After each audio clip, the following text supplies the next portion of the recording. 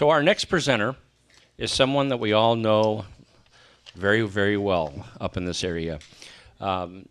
She is our what we've referred to as our state voluntary agency liaison. I didn't. She's also referred as the Val. Val the Val. You heard me talk about my Trinity. This is the second part of my Valeri Trinity, and we love her dearly. You love her dearly, Valeri Mihanovich.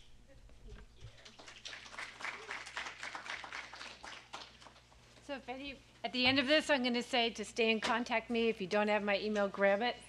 That's not, and it's a difficult email because that's not how my name is spelled. It's Valerie with an I. We have Valerie, awesome, Valerie Brown, and then Valerie with an I. So I think my email shows up at the end of this. It's I before no E. That's right, no E. I am loud. You got me though, Mike, right? I got you. You got me, okay. So I always like to play a little off of what Zachary says, but you did it all. I just want to say, when it comes to trust, vet and trust and all that, I am not a Facebook user, but there's one reason I go onto Facebook. So anytime anything happens in your communities, I start, because there's people that I know that are out there that are going to show up or give you false information, collect donations and dollars on your behalf. They live in this community, whatever. And that's the reason I'm on Facebook, is I troll them. And then I let people know if they're not already aware. You're going to be standing here. Okay, thank you. See, I knew.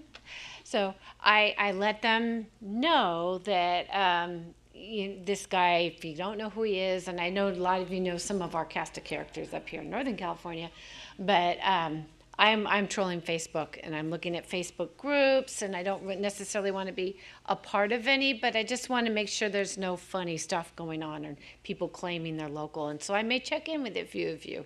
So that's always verify, because there are, what did they call them? Like people that just come into disasters and they're there to take and promise and never give.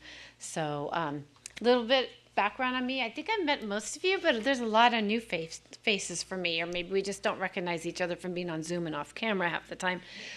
But I'm the voluntary agency liaison for the state of California. I'm older than you want to know. So I've had like 20 years of experience before that in nonprofit world, probably more, 15 years of experience. I ran the local Sacramento region Voad. So I was the name during the campfire when you all didn't have a Voad up there that people were like, call Valerie, she'll take your donation. She'll tell you where the donations would go. My phone was like off the hook for hours, but I was with Sacramento Region Voad for a long time, and I just want to let you all know, though I work for the state, and half the time when I'm talking to my coworkers at the state, I say we NorCal Voad, we nonprofit partners, and people have to constantly remind me, you're with the state, Valerie, you're not that we anymore, but I am, in my heart, I am.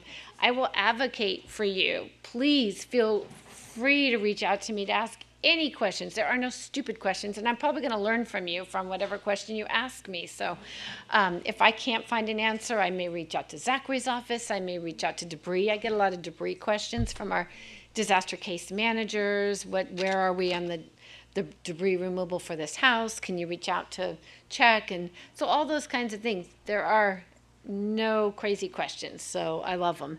And my heart is always with you. I'm always going to advocate for our community. It doesn't matter that I work for the state. I have been in your shoes, and I know what it's like. And I know what it's like to ask for money. And I also work, I'm always, when things come toward me, I look at funds and grants and stuff like that. Look deep. I'm not going to just forward you, our VOAD people, oh, here's a great grant opportunity, until I look at it first and make sure it is a fit for your community, So I'm always advocating, because I know how hard it is to fund VOADs and organizations like that, because I was there. So anyway, go ahead. I'll try not to speak off. What? You should have the clicker. Oh, go ahead. All right, here we go. And I'm pointing it in the right direction toward Mike, and pointing it too hard.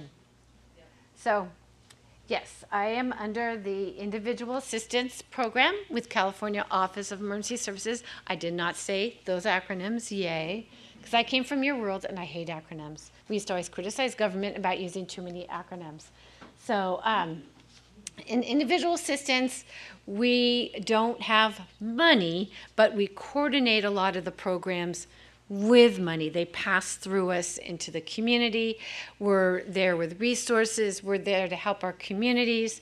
So in the event that something happens, we are my partners up in at California Office of Emergency Services Individual Assistance. I've said it once, now I can use acronyms. So we reach out to our local communities. That's why we know Amos so well. But and to say, hey, when you're ready, we're here to support you with a local assistance center or any ways that we can help in that way. And I'll go a little further into that. But everybody always asks, and I didn't know when I came to Cal OES the difference between individual assistance and public assistance. And just think of it this way, individual assistance is people, Voads, helping survivors. Should we get a FEMA declaration, running those FEMA programs that pass through us to CDSS in the back for disaster case. California Department of Social Services, nobody rang a bell. I will get my money. And then Department of Healthcare Services for the crisis counseling program. And so they kind of pass through us to them. The local assistance centers, we're all about people. And public assistance is all about infrastructure and roads and buildings and schools and things like that. And I can always be your link when you have those questions, because I may have them as well, so you're going to help me find an answer. So, but yeah, there's two different pieces, and so most FEMA major declarations you would get individual assistance and a public assistance, except in San Diego, where all we got was a straight individual assistance disaster. So public assistance was not even activated. And then my job as the VAL is to be your conduit. I'm gonna with government, and a lot of times if you've had a FEMA declaration, but FEMA, we all know long-term recovery goes on and on. There's still questions for FEMA, and your VAL may not be present. I'm happy to be that conduit as well. If you have a FEMA question, I can always reach up to our individual assistance FEMA people to get those questions answered. And in blue skies, I love to attend Voad meetings. I'm grateful that they're on Zoom because I can't be everywhere at once. But I also, when I can, I embrace the opportunity to come up and meet you all in person. So, but yeah, we're just there as your conduit, your link. There may be more partners from outside that we can bring in, and so I'm happy to be that. And then again, we're just providing, we help identify unmet needs. So when I sit on Voad meetings or long-term recovery group meetings, if there are unmet needs, I try to reach out. A lot of times I'm reaching out to Zach's office and, just donated items, or do we have this, or organizations that I know about and what they could bring to the table, and maybe sit at your table in long-term recovery. And then like I said, we're there in blue skies. We're there in the response phase when it comes to local assistance centers, and then recovery.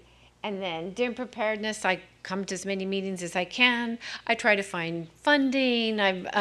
We meet almost weekly. I'm on an ex officio member of NorCal Voad, so I don't vote or anything like that. But we can, we're there to problem solve. So I can listen and hear what you guys are all seeing on the ground. And hopefully we can all problem solve together as a team. And that's kind of preparedness. Response, we're supporting the local assistance center. We're in anything that comes up from our California Department of Social Services partners about what they're seeing. I remember in San Diego, there was a need for cell phones. So we just try to reach out and see where we can bring more in. And we reach out to some of our partners. And people always ask for bottled water, and it's like everywhere you turn. It's just food banks, everyone's got bottled water, but we always get that request. And then we support the local assistance centers and the FEMA disaster recovery centers. So when a county reaches up and says, hey, we need help with this, our individual assistance grant brings in all the department brings in all the state partners, the Department of Motor Vehicles, Housing and Community Development, and all the other agencies that you think it's important to be there. We bring those in. And then as a voluntary agency liaison, I sit in on those meetings, and then they turn it over to me, and I go, well, you may not, you have, like Butte County, they know you all. Shasta, Tehama, they know you all. But you may not know about groups that can provide crisis counseling, and this is why it's important, or the comfort dogs, and that's why they're important, or other pieces that I can help reach out to our partners throughout the state. Some of them, they aren't in your community, but they serve your community. So the very important question about personal property recovery, that is important, the quote sifting, but they're actually finding rings and medals and things like that. And when's the right time? We have the Southern Baptists who are amazing at that work, and they're usually the first to reach out to me, and they will wait until it's time, and they can come do that. And we have Team Rubicon who's waiting, and then they maybe can come in, not so much with the personal property recovery, but with other needs. So we just, it's kind of like wait until you're invited in. But I love Local Assistance Center. We work closely. This year we worked very closely with Hope Crisis Response Network. They had a coordinated system in the beginning where people could register in one place and go through that. And I'm ever grateful to you and Tehama County for saying, yes, let's do this. And having it in the Local Assistance Center. So a survivor only has to say what's going on one time. They get a name tag. You address me as Valerie, not what are you, where are you from, were you impacted? It's already in the system when they do the intake, and that's amazing. And I think it treats people more human. You're talking to a human and not just a statistic. And so I think it went really well there. We went to the Boyles Fire, and I know Kevin's had, thank you both. It's a family affair when it comes to Hope Crisis. The whole family comes in, and you've talked to other counties now because we opened the door in Tehama, and we opened that door in Lake County, and now I just think it's such a more dignified way of treating our survivors they don't need to repeat their story a million times. And then, again, local assistance centers, just to mention those, but you guys are all amazing partners when you're there. And I'm so proud to be associated with the nonprofits. Those are my people, and just seeing your caring, loving faces there, ready to just give that hug if needed to people. So I love that. And then during recovery, I'm there for the long haul. And I know I get diverted. I know we had huge 2020 fires, and then next year it's Dixie Fire, and then wait a couple more years, and then we had floods, who would expect, all over the state. And then this year, the flood in San Diego. So I get diverted, but I like to come back in. So if you think it's weird, I haven't seen you in a while, what are you doing here? I'm just here to see what needs are. But you can always reach out to me anytime. But I love that's my day. I get to be in your communities, whether virtually or in person. And then that's my name spelled correctly. So if you don't have me in your contacts, please do reach out to me anytime. I love helping everybody. So. Thank you, Valerie.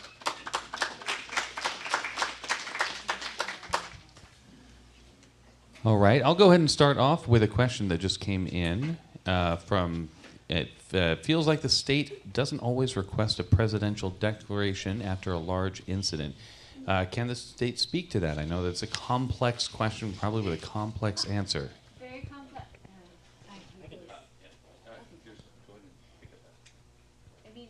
We work. Yep. Got it? You can hear me. Well, I mean, you can hear me anyway.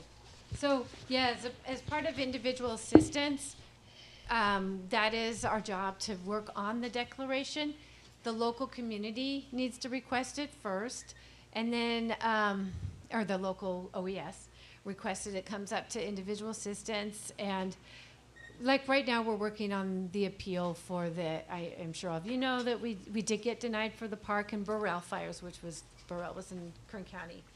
And so we're doing the best we can to gather information, and that appeal is going out today up to FEMA. So when it's requested, we'll do it. It's we'll pull it together. But we also, before that happens, we have to go in the community and do our preliminary damage assessments, and you have to get those numbers right. How many homes were destroyed, and it was tricky. It is challenging. This is the first time I've ever got to do a PDA and witness some of the virtual PDAs we did, and was that what? Ding, ding, ding, PDA. Preliminary damage assessment. Thank you, Valerie. Because you were studying a photo. Thank you. Thanks, Amy. You're studying photos. You want to chime in on that one, Ames? You're looking in photos and going, could that a toilet have been there? Was that just a cover? That thing that burned down, was that just a cover for a motorhome that could have been someone's hunting lodge up in the, you just don't know. And so it took a long time in Tehama County. Something like I did a Chinatown fire preliminary damage assessment in it was an apartment building. Well, that's obvious. Everything's there. You can smell it. You can see it. It's burned out. The roof is coming through. There's mold everywhere now from the water that came through the. So in rural communities, it is really tough, and it does take time. And then we have to have FEMA in the room with us, agreeing. And sometimes it's Small Business Administration. I didn't say SBA. They're also in the room with us. And the FEMA threshold is pretty high. We're working on it, but it's always been around 800 homes. I'll remember the Calder fire. That was a lot of homes, and we did appeal that I think twice. So it is a high threshold to have destroyed or majors destroyed to get that declaration. So SBA, I think it's just Small Business Administration, I believe, is just 25. We had to hit 25 in LA for the Chinatown fire, and that was pretty easy. So yeah. Thanks, Valerie. It's tough. You have another question coming up. Yes, and then a follow-up to that is after disaster, it is sometimes hard to see the state supporting a community or active. And I'm going to direct this to you, Zach. When does the state step in after a disaster, and why might it be that we don't always see the state in action? Excellent. So I will just say that each county in California is assigned a regional emergency services coordinator. So our regional emergency services coordinator, or ESC, is based either in that county, or they live nearby, or they deploy to that county. So during a disaster, we almost always have a physical presence within the local emergency operations center, reporting back to the powers that be in HQ in Sacramento. And why that's helpful is because I know. I was trying to see if anyone else got it. Why that's helpful is because we're fed pretty continuous updates and information. And I know it's easy to not see the state when after a disaster, but in reality, we work through our local partners. In California, the counties run the show. The state comes alongside them and helps them out. I know it probably doesn't feel like it because we're big and we ask a lot. While we're supporting and helping out, we have a lot of requests and lean over our county shoulder quite often. So far, sometimes that we fall flat on our face. I hope that was recorded. But just know that the state is always there. And as Valerie said, we're either in person or we're supporting from Sacramento. We have teams of hundreds of people that work on these declaration requests that help manage disasters. And I can say confidently from the director on down, if we think we can get a declaration, we apply for it. Even if we don't think we can get a declaration, we apply for it. Very rarely do we apply when we're sort of on the bubble, but more and more recently we're trying to sort of elbow FEMA into giving us declarations because our threshold is so high, but there is still, even if 799 homes burned, that's 799 homes lost and lives changed. We know the difference a declaration can make, but just know they're always there. We also don't always drive vehicles that have Cal OES on the side of it, so you may see a white unmarked SUV like what I'm driving today, and you may think that's just some random government official. No, that's OES to the rescue. Thank you, Zach. Yes, and I just want to point out real quick also, that comment, the question, very relevant, but when you don't see some of the vehicles or you don't see Cal OES, they're always working, and we work with them and they work through us.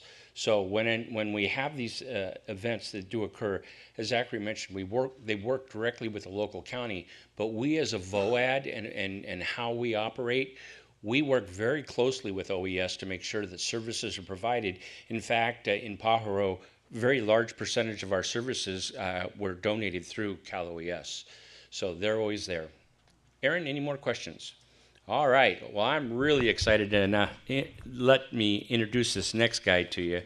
I've only had the opportunity to meet with him and work with him once, but boy, oh boy, I really grew to appreciate him so much, because this is a gentleman who really loves his community. Everything that we talked about over a 3-day period in the local assistance center was always driven. Everything that came out of his mouth was for my community, for my families, for my, you name it. He was all about his community. So at this time, I'd really like to introduce you to Lieutenant Andy Houghtby from Tehama County.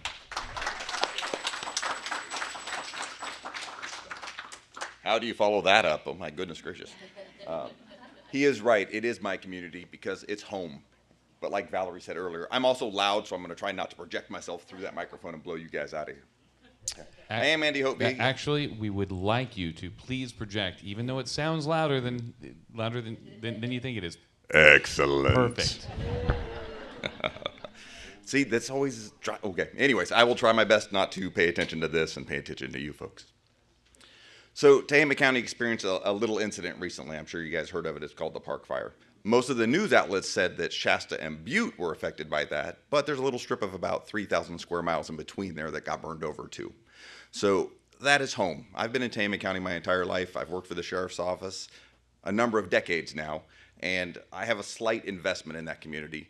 And that is why I asked for the resources from OES. That's why I asked for the resources from Voad, because those are my friends and family. And I want to make sure they can get back on their feet.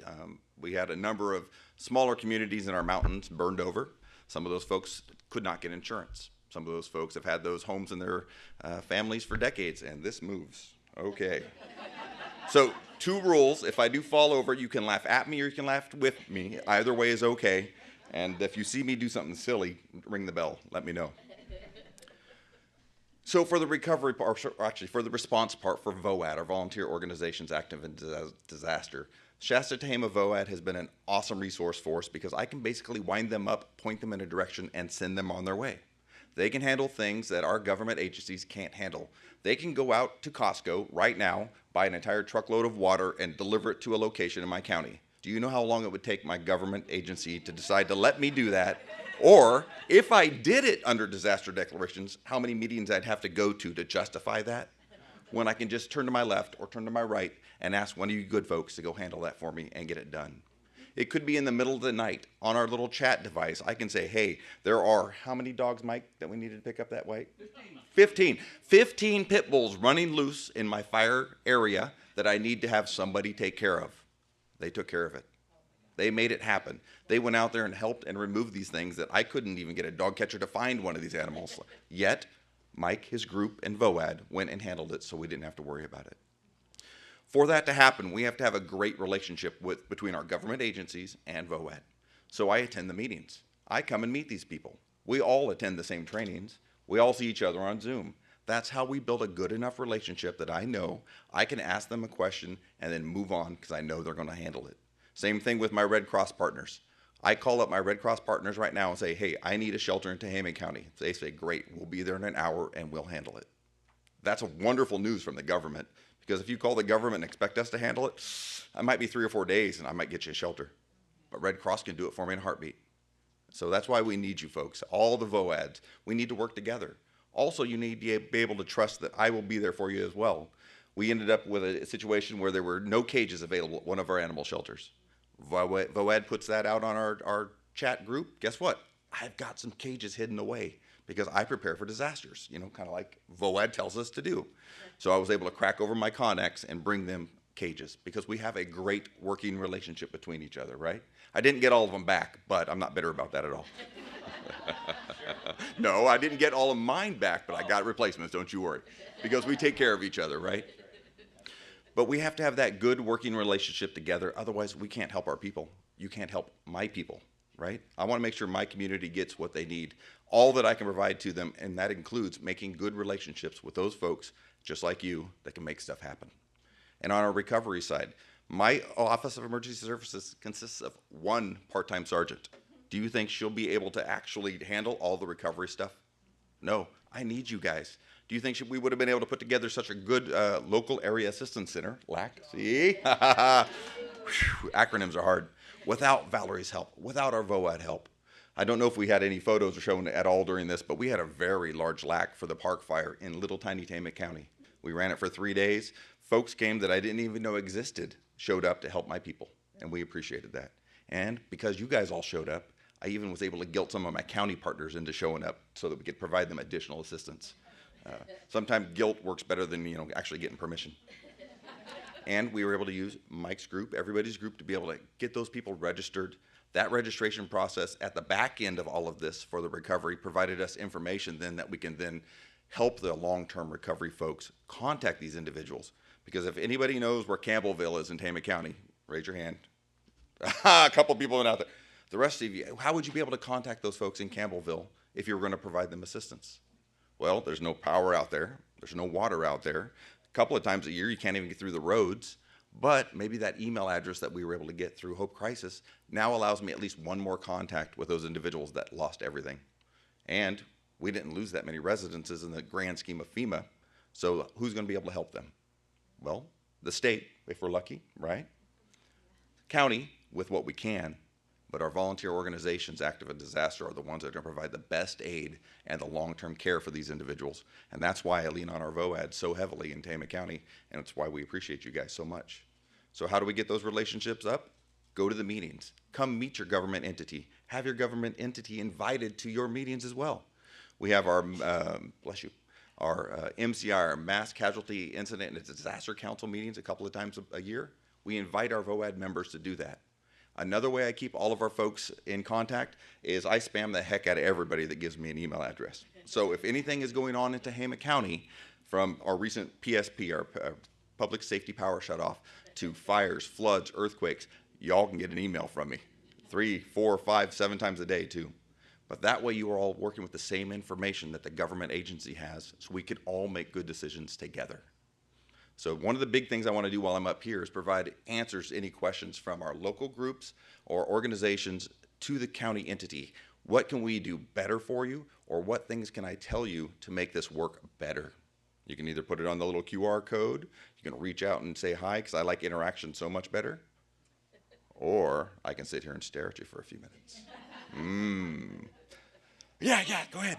Andy, just for the group here that may not know, with the recent park fire and opening a local assistance center, there are other groups besides Voad involved in that. Can you elaborate on what other groups and what the function of the local assistance center is? Absolutely. Thank you, Rob, for that wonderful question. The Local Assistance Center brought a number of entities from state, federal, like DMV, OES, and then we also brought in volunteer groups and religious groups to provide aid, not only for finances and recovery of homes, sifting of property to get your things back, like T-Brumacon and those other groups do, Southern Baptists, but our local parishes were involved that could provide them other aid that maybe the county or the state can't. We had individuals in there bringing in the dogs you mentioned earlier, Valerie, right? The little puppies for people to pet. Butte County even went one step further, and they put couches out there so folks could have a comfortable location to sit while they're talking to individuals. So what the Local Assistance Center did is brought all the resources into one place.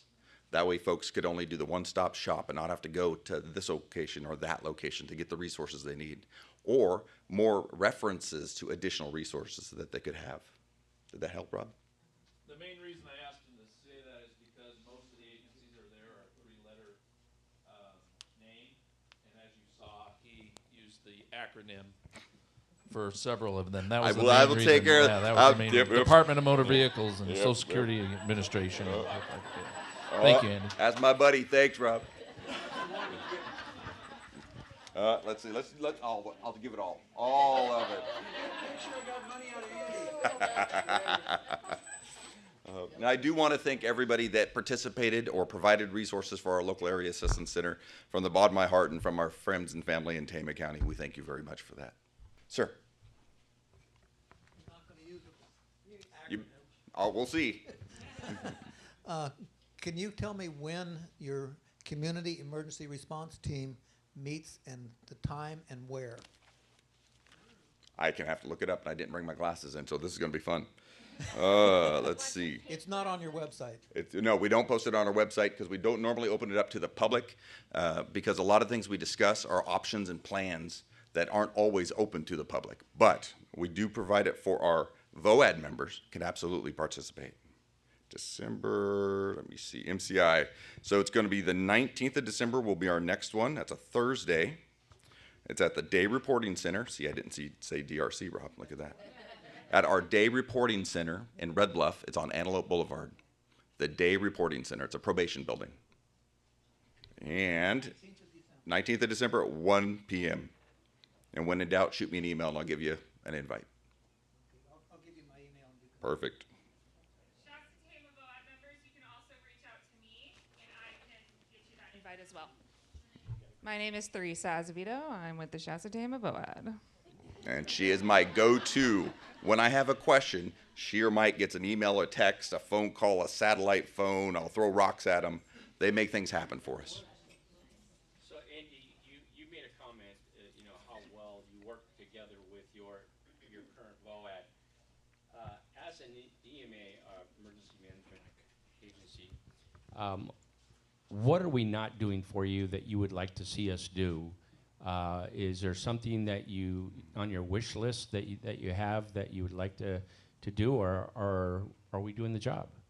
You're doing the job, but please get more shower restroom trailers in the North State. They are in such thin supply up here. When we open up a shelter, it's very difficult to get a shower restroom trailer sent to a location. I've actually got one on order for Tehama County. Finally. It only took me 7 years, but I've got one. We've also got a mobile morgue trailer coming in the next 6 months. That'll have 16 people, especially based off after the campfire and having to bring that stuff up out of the Bay Area. We want to be a resource for our region. So, yeah, more mobile restroom shower trailers. They are like #1 on all of our sheltering needs. So, we always have one blended. that's appreciated. But if it's a big enough incident, it might already be at another agency. Yeah. So, Rob needs one. I need one. Yeah. Sheriff Honey needs one. So when in doubt and you need to donate, let me know. The other thing I'm always looking for, and Rob, you've already got one, is a snowcat. But I'm working PG&E for that. Don't worry about that. What other good questions about our VOAD and our working together? Because that's what it's all about, is you guys bring in all the energy and all the resources to when the county needs it. Oh, excellent. So we were able to get the Red Bluff Community Center gym, a nice large facility. We were able to put the tables and chairs up. We had so many 3-letter groups and multiple letter groups show up. We had a decent flow of folks the first day because there were a number of them that were affected. Trickled off the second day, and our third day was a lot of stragglers. But the volume of people that were affected by the incident directly with loss of home or loss of second home wasn't huge compared to the car fire or the campfire. But it was big enough, and it was big enough. So even if we helped one individual in this, it was absolutely worth it, in my opinion. But the first day was working out some kinks. We got some things done. Figured out that there was no power on one whole wall of that building, and some folks needed power. We fixed that. So when in doubt, have a resource stash. So I found I have extension cords hidden away. I've got power strips all over the place. I am a hoarder by nature, which really helps for disaster preparedness. All right. The county was silly enough to give me a warehouse and a forklift. And if you're not sure if we have something in the North State, call me first. I might have it. Might have two. Or if you need to stash something in the North State, right? California Department of Social Services has stashed in my warehouse, our warehouse, a number of cots, what they call them, fish kits in the jail, but the survival kits with toothbrush, toothpaste, things like that. Comfort kits, that's the name for them, comfort kits at our location, and blankets, so that if something bad happens enough where our local resources are overwhelmed, we can already tap into that. And the county was silly enough to give me a truck and a trailer too, and I'll bring it to you. So, at least until I retire. Other questions? I mean, I came up here to see you folks. Well, if you have any additional, throw them in the QR code, right? I think we're going to sit up here at the front, and we'll go from there for a few minutes. Oh, thanks. Thank you. Let's thank the LT for what a great presentation. One of the things that he had shared with me when we came up to work with them, and they didn't have many local assistance centers experience and things, but I got to tell you, the job that they did in Tehama was first rate all the way across. And one of the cool things, and this is a compliment to NVCSS, is that they had a Cal Fresh Day, and they had so much fresh supplies left over, vegetables and fruit, and they brought them over to the local assistance center, and our buddy Mike Ferrier distributed them. And if you've ever worked with Mike Ferrier, not only are you going to get a bag of fresh fruit or whatever, but you're going to get a really nice conversation and a lot of encouragement, and that was very, very helpful. At this time, we've got a couple of really sharp young ladies that are going to come and share a little bit in the mass care. Red Cross is one of our great partners across the state, along with the Salvation Army. We love both of them so much, and they do such a great job. And Mara was someone that I got to work with for the very first time in the park fire as well, and really loved her assistance and her just her integrity, looking after the families that she was blessed to serve. So at this time, I want to bring up Mara Rouse and Kim Bjork. Come on up. Yes.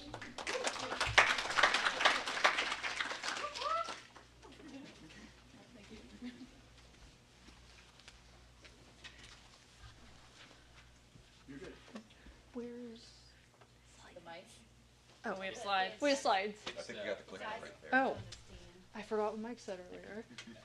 One of those days. Okay, well, thank you so much for having us here today. Can you hear me? Okay, cool. I'll try to be as engaging as all of you. I know it's the afternoon, but so yes, I'm here. My name's Kimberly Bjork. I'm the Community Disaster Program Manager, one of 8 disaster program managers in our 26 county region. I'm also the secretary for the Shasta Tehama Voad, and I'll pass it on to Mara. Hello, my name is Mara Rouse. I'm also a Community Disaster Program Manager, and I think on the next slide, let's see. Boom, you can see which counties we cover. So like Kim said, we have a ton of different disaster program managers across our region, and Kim's going to go into detail a bit more about what that region is. But I do the disaster preparedness, recovery, and response for Butte, Glenn, Tehama, and Plumas counties, which means it's been a busy summer. And then, Kim, I'll let you continue. Yes. So I cover, let me actually see if we have a map. Let me forward a couple slides. Okay. So I cover Shasta, Lassen, Modoc, and Siskiyou counties. The 4 counties up in the north in blue. If those 4 counties were put together, it would be the 37th or 38th biggest state in the country. It's a very big geographic area, and also with Mara's county, as you see there, the further north you go, the bigger they get.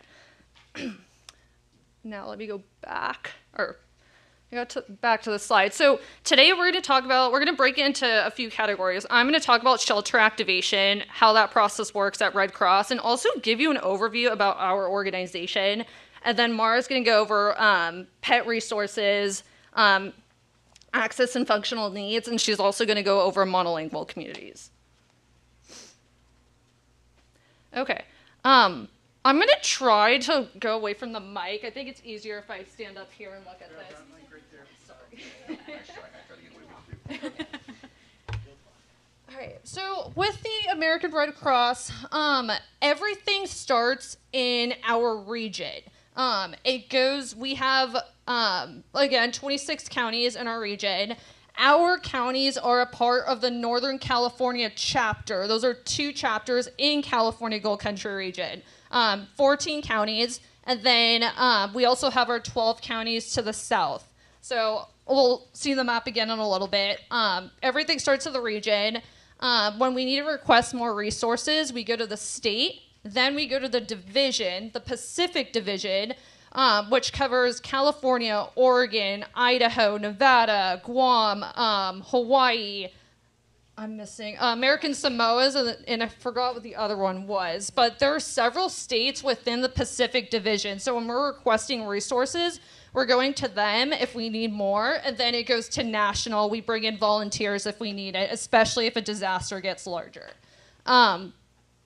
This is our table of organization for our region. As you see here, so Doug Fee is our Senior Disaster Program Manager. He's on the table to the far left. And then we also have another senior disaster program manager in the 12 counties in the south of our region.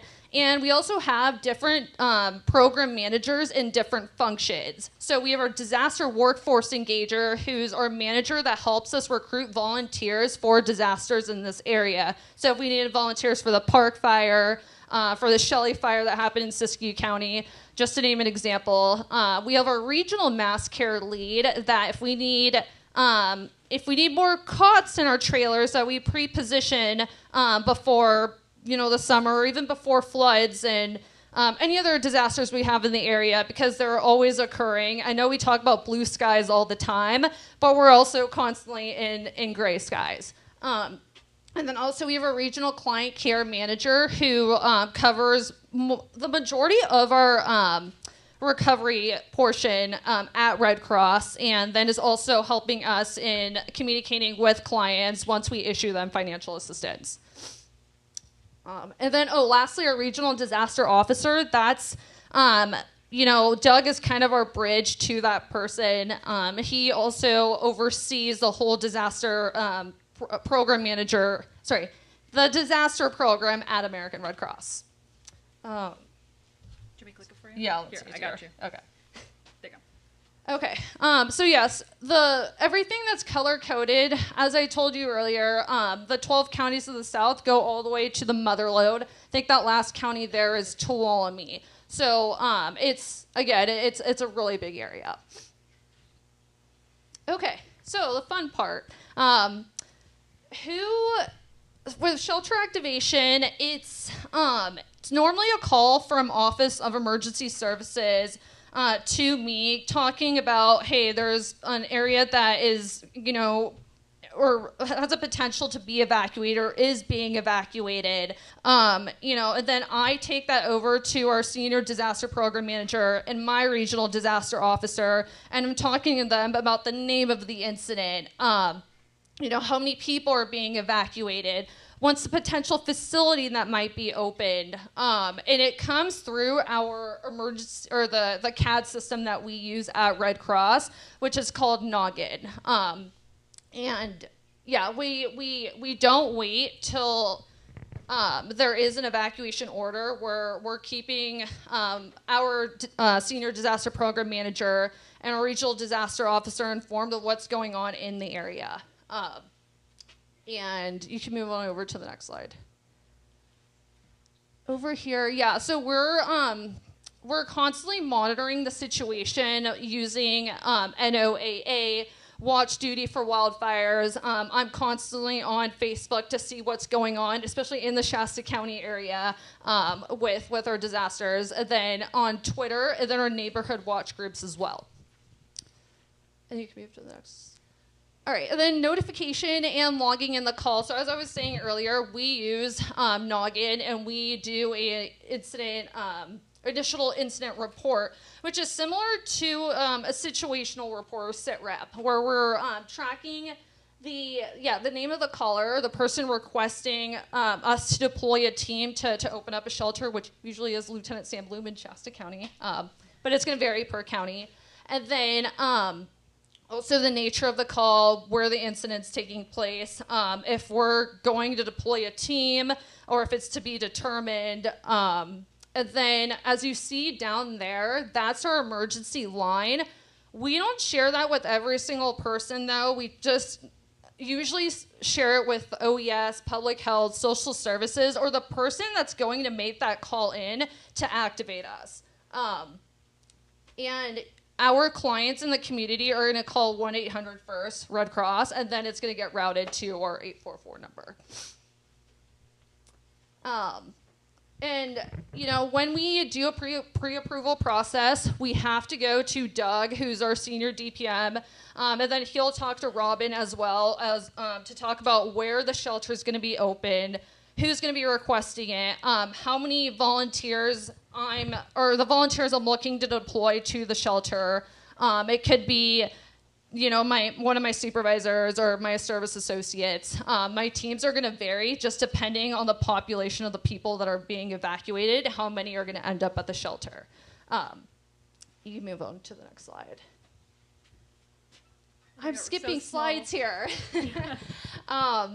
Yeah, so and just for your guys' awareness, we do have pre-positioned trailers in each one of our counties. In my area, we have 5 trailers, one sitting in Reading. I have one in Bernie, Alturas, Susanville, and then also in Wairika, just to give you an idea of where they are, at least in my area. And I'll have Mara talk about that too.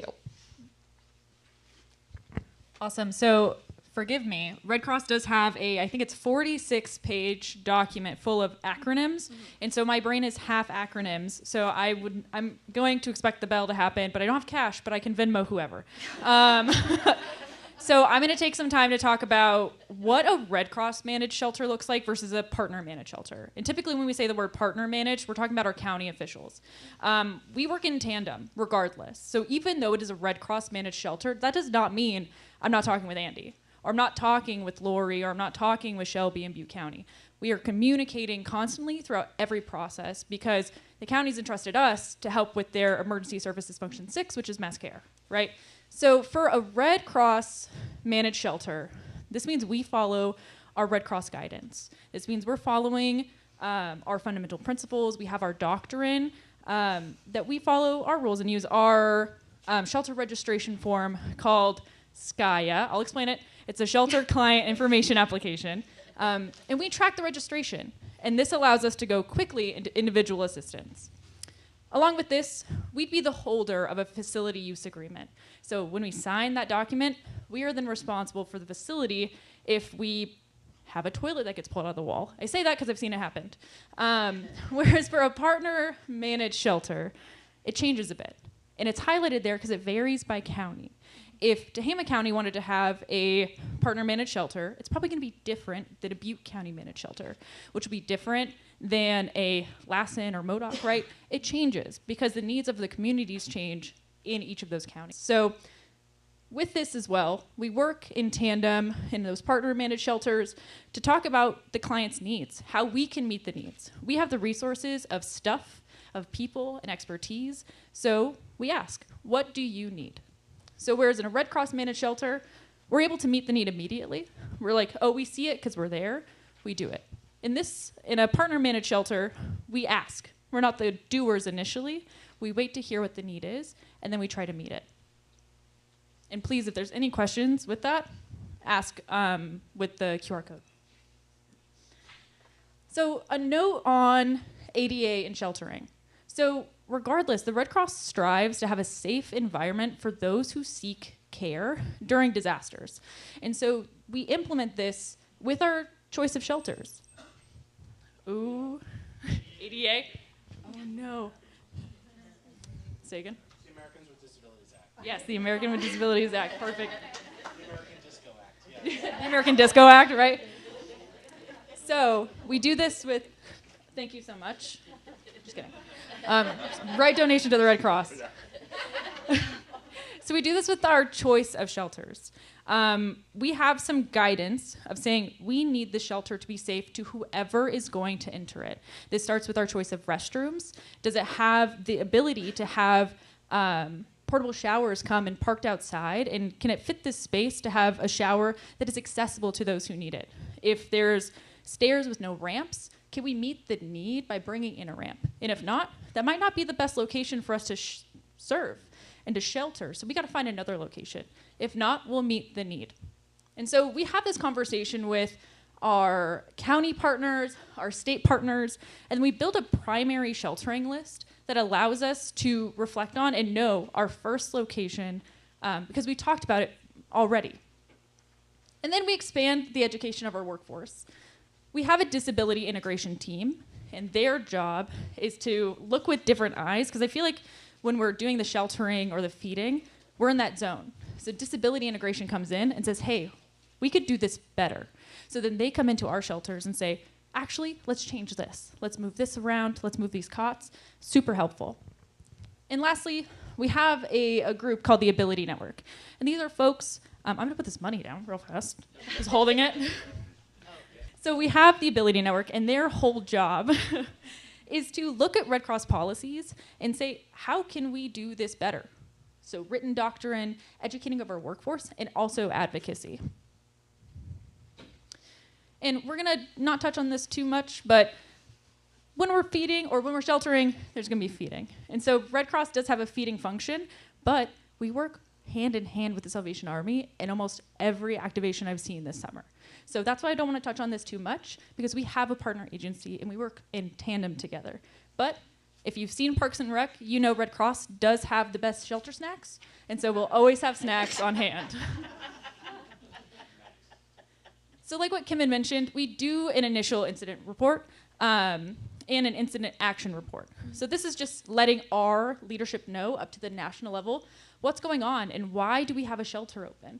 If not, we'd just be sheltering to shelter. So when we get that information from our county officials, we put it into this document and it's shared out widely. That way we can get the support we need if it needs to escalate. And this has been a huge topic for a lot of people this year, pets. So in the Red Cross, if we are the primary sheltering agency, and it's not going to be a county managed shelter, Red Cross will work to co-locate pets to the best of our ability. And often that results in us connecting with the Voad and saying, how can we do this together as a team? We'll look at our sheltering locations. Are these locations that are safe for people and also have pets co-located? Is there a pet partner that we can work with to help feed and walk and teach our clients the importance of connecting with their animals while they're in shelters? And for our county managed or partner managed shelters, we help implement their pet sheltering plan to the best of our ability to make sure that it goes off without a hitch and that the pets and people are taken care of. And lastly, this is the last bit I want to touch on, is just our work to always do better and to serve our diverse communities better. There are two things on here. One is how we support our monolingual communities. One is trying to get volunteers that speak the languages of their community and also look like the communities. Red Cross is a local organization. That might be hard to understand because we're this huge national organization, but so many of the people that work and volunteer are from the communities they serve. And so we strive to have a workforce that looks like the communities we serve. Along with this, for folks like me who aren't from this area, right, we do tons of education to make sure people are understanding of the culture of the communities. So if they deploy in, we sit down and say, hey, you're coming to Butte County. This county doesn't mess around because they've been through disaster after disaster after disaster. So we take the time to educate. And lastly, we do have a language line. So if somebody is dispatched and responding to a home that speaks Spanish only, we have a language line that our volunteers can call. That way we do not delay service because somebody can't speak the language that they do. And the last point is our diverse community investment program. This is a team of both bilingual and monolingual Spanish, and I think also there's one other language recently. Hmong, yeah. Volunteers to go and serve in the community. And their goal is to continue to build diverse volunteer groups and to serve in their communities and expand not only their community's knowledge of the Red Cross, but the Red Cross's knowledge of those communities. It's a beautiful program. Jorge works with Francis in Yolo County. She's awesome. And if you have more questions about that, please reach out. The goal of this, it started in Yolo, and it's starting to expand throughout our region. So excited to see it up here more in the North State. Thank you very much.